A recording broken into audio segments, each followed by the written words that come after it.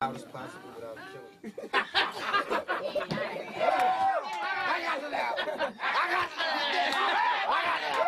Watch out now. I got you. Hold on now. I got you. Play the beat.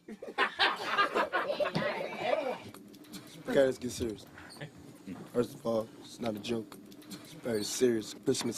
Christmas album, Merry Christmas, Feliz Navidad. We just want to send this out to my man right now.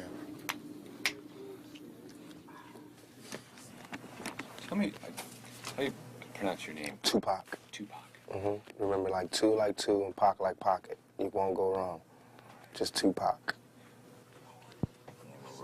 Good. Looking good.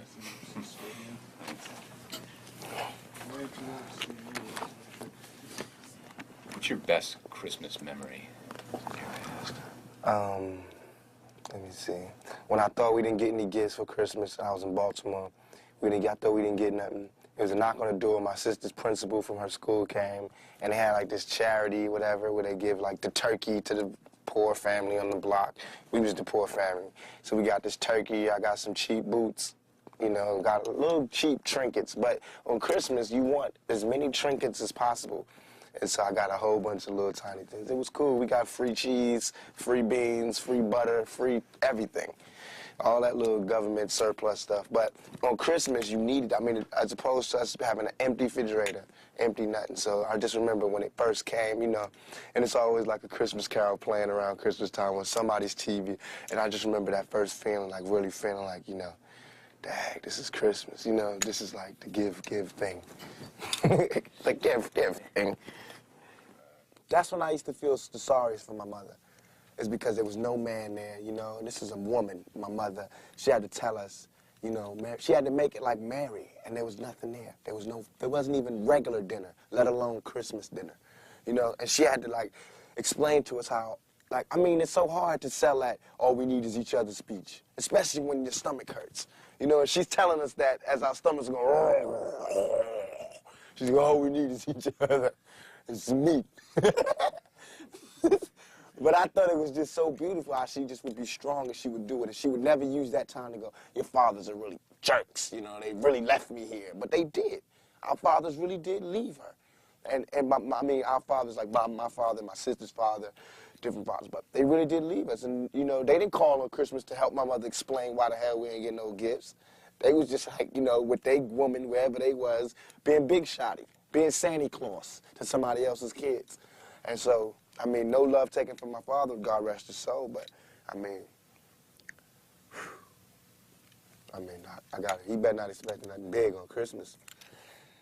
Tell me about some of the special things that someone growing up in the inner city in your situation deals with. Okay. Man, it's like, that's deep. It's like, when you're born, usually you're born into a dynasty or an empire, right? You're born like as a junior or, you know, following in your father's footsteps. You always tell, oh, your father, he did this, or oh, your father, oh, your grandfather, he did this, or we got this, or the family heirlooms. There's none of that in the outer city. I call it the outer city because we left out. There's nothing. We don't get any family heirlooms, the family crest, all that stuff that you would think is so important was meaningless. Because I mean, come on. Our family crest was cotton, you know what I'm saying? It's like, man, it's like the only thing we can really leave behind is culture, is music, you know, and dignity and determination. That's what we had. So it's like, I feel as though I'm cheated because instead of me fulfilling my prophecy, I have to start one. Instead of me, you know, doing a good job and carrying on the empire, I have to build one. And that's a hell of a job for a 21-year-old. You know what I'm saying? That's a hell of a job for any youngster, male or female, to have to build an empire for your family. You know what I'm saying? And it's like, especially when the odds is that, you know that somebody else who lives in the inner city, the real inner city, suburbia, who, when he's born, I mean, 16, he gets a car, automatic. You know, there's money in the bank for college. You know, it's Christmas, go to vacation somewhere. Our vacations was down the street, cross town, grandma house. You know what I'm saying? That was the vacation. Or, you know, or jail. to be even more real. And I hate to make this like sad story, but it's real. Because this world is such a, and when I say this world, I mean it. I don't mean in an ideal sense. I mean in every day, every little thing you do. It's such a, gimme, gimme, gimme. Everybody back off. You know, everybody's like, you taught that from school, everywhere. Big business, you want to be successful, you want to be like Trump, gimme, gimme, gimme, push, push, push, push, step, step, step, crush, crush, crush. That's how it all is. And it's like, nobody ever stopped. Just, you know, I feel like, instead of us just being like, slavery's bad, slavery's down, bad whitey, bad whitey. I mean, all right, let's stop that. And everybody's smart enough to know that, I mean, we've been slighted. And we want ours. And I don't mean by like ours, 40 acres and a mule, because we passed that. But we need help. I mean, for us to be on our own 2 feet, us meaning youth or us meaning black people, whatever you want to take it for us to be on our own 2 feet, we do need help. Because we have been here, we have been a good friend. If you want to make it a relationship type thing, we have been there, and now we deserve our payback. It's like you got a friend that you don't never look out for. You know, you dressed up in jewels. Now America's got jewels, and they paid and everything, and they lending money to everybody except us. And it's like, you know, everybody need a little help on their way to being, you know, self-reliant. I mean, if this is truly a melting pot in the country where we care about it, and Lady Liberty got a hand like this, she really loves us, then we really need to be like that. And it needs to be the black kids. And if there's a white person who got money, then he need to help them. He need to help black kids, Mexican kids, Korean kids, whatever. But it need to be real. And it need to be before we all die, and then you say, oh, I made a mistake. We should have gave them some money. We really should have helped these folks. It's going to be too late. You know what I'm saying? And then that's when you got to pay your own karma. And that's when God make you punish, when God punishes you. Because I feel like, you know, it's too much money here. I mean, nobody should be hitting lotto for $36 million and we got people starving in the streets. That is not idealistic. That's just real. That is just stupid. There's no way Michael Jackson should have, or whoever Jackson, should have $1 million, quadruple billion dollars, and then there's people starving. There's no way. There's no way that these people should own planes and their people don't have houses, apartments, shacks, drawers, pants.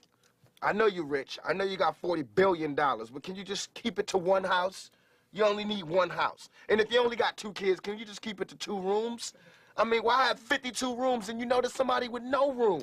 It just don't make sense to me. It don't. And then these people celebrate Christmas. They got big trees, huge trees, all the little trimmings. Everybody got gifts, and then somebody's starving. And they're having a white Christmas. They're having a great Christmas, eggnog and the whole 9. That's not fair to me.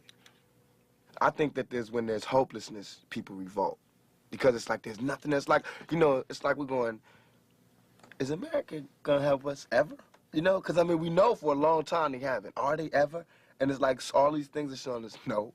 And you know there's somebody going, no, they're not going to help you. No, they're not going to help you. And then, of course, we seeing, no, they're not helping us. All BS aside, it all comes down to we got to survive. I mean, even warriors put their spears down on Sundays. We got to survive here in this country. Because I'm not going back to Africa. We got to survive here. And for us to survive here, white folks, black folks, Korean folks, Mexican folks, Puerto Ricans, we got to understand each other. We got to take a bigger chance. And when I say Americans, people think I'm talking about Uncle Sam. I mean, like, actually Uncle Sam with the gray hair and the flag. I mean you. The guy, you know, you, the mechanic, wherever, you. I mean, you need to do something. You need to check yourself and see how racist you are. You know what I'm saying?